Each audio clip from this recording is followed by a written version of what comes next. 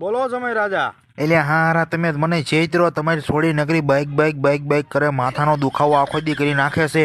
કામેથી આવીને તો કોઈ પાણી આપે તો આ તો આયા ભેગા આપણને વધાઈ લેશે. કેમ વહેલા આવતા રહ્યા? જાવ કામે, દિન રાત કામ કરવું પડે, આવું કરે છે. અને રોજે રોજ પાણીપુરી ને રોજે રોજ મંચુરિયમ ખાવા માંગે છે.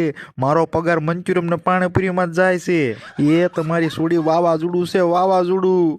હા પણ તો વાવાઝોડું આવે ને તો આપણે ઘરમાં ગીરી જવાય, એને ઝપટે ન ચડાય. અરે પણ બીજા બધા વાવાઝોડા જોયા પણ આવું નથી જોયું. ઘરમાં ગીરવી તોય બાણા નળિયા ઉડાડે છે.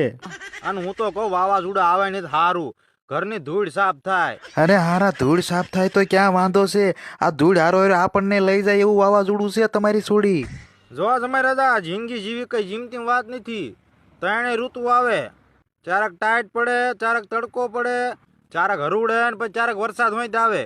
એટલે ત્રણેય ઋતુ સહન કરતા શીખી જવી પડે તો જિંદગી નીકળે. અરે હારા આ એક ઋતુ માન સહન થાય છે, એમાં ત્રણ ઋતુ ક્યાં સહન કરવી? એટલે આ શું યાર મૂંઝાઈ ગયા ભલા માણસો. કોઈને કયો ને તો એક વાત કહું, મેં તમને કોઈ દી કીધું કે તમારે હાવ મને મારે છે? લે તો તમારે ધરતી કપ તો તમારા હજી એવું નથી ને? હા એવું આપણે ન થાય હોય એમ તો હારું પાસ. તો તાર શું ભૂડ્યો?